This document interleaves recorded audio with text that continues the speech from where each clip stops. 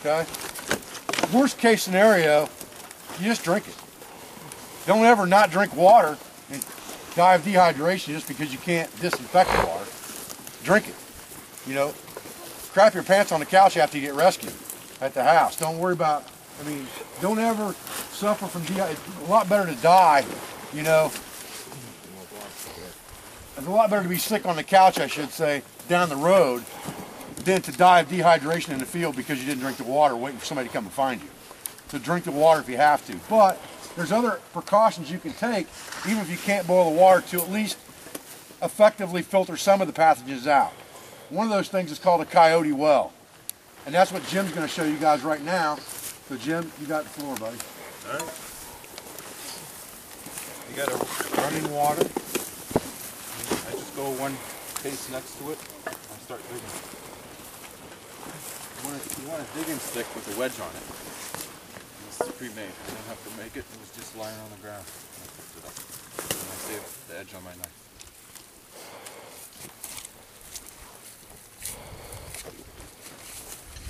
So what you're doing now is you're using the dirt as a filter. Yep. You want to dig down about 6 inches. This is clay, so it's fighting you the whole way. Yes, Ohio clay is pretty merciless, I can tell you.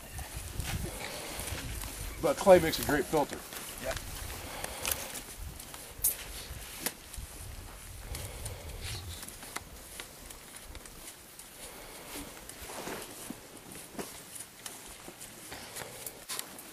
Pine, sassafras, white oak, black walnut, and willow.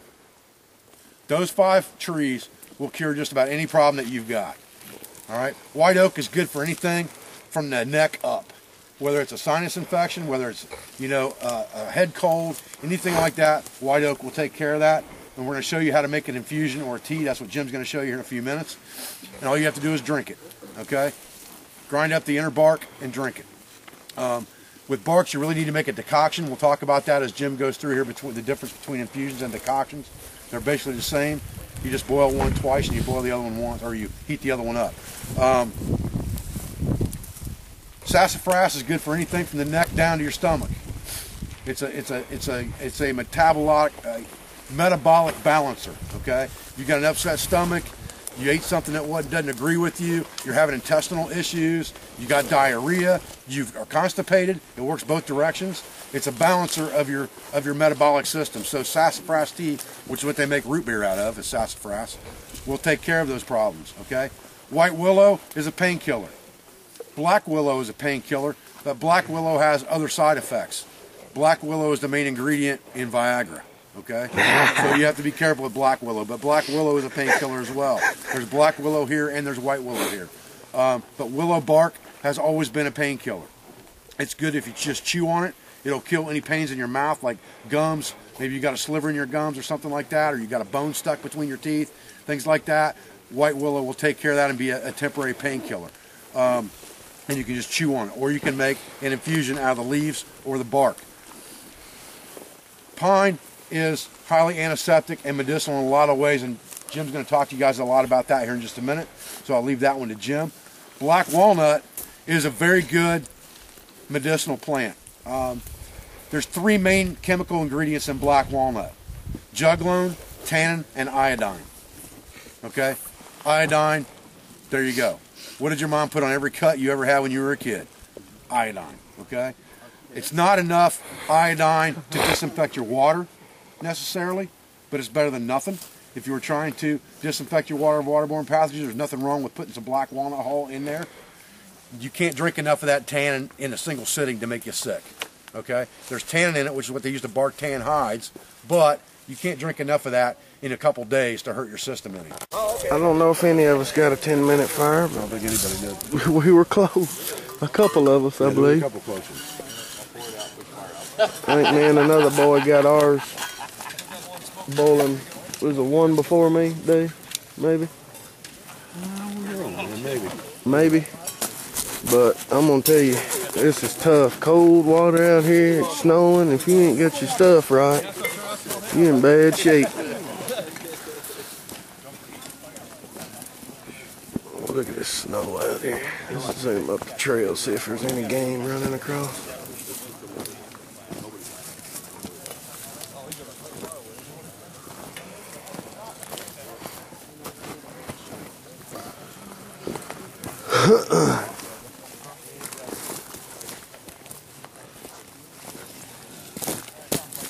Brian is our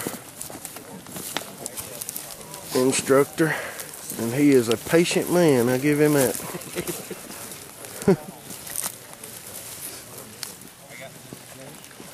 Gotta be with this motley crew. Well, you ain't kidding. This fella here, French, is tearing it up, son. He's been wearing it out, baby.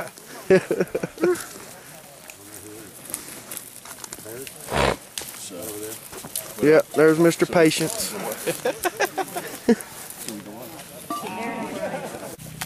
The instructor showing a student making a toggle for his water bottle of how to hang it without the hanger that you can buy for the 32-ounce bottles from Dave's store. Need to cut it down a little bit here. The water got a little stick in it. Like a green stick, a big butcher knife. Go to whittling.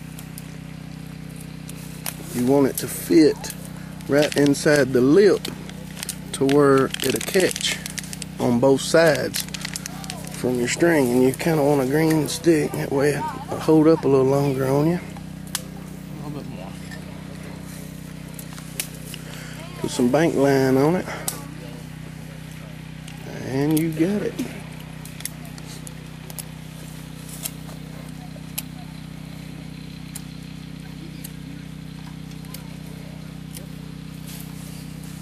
Biggest thing is don't take off too much, otherwise we gotta start all over again, right?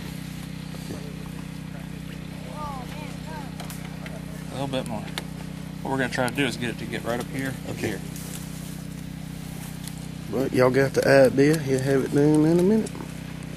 In a trucker hitch. And the reason that we use these knots is because they're not only useful for your shelter, but they're useful for a lot of other things that you would do in an emergency situation, from river crossings to attaching toggles to certain things, which we'll talk about as we go here.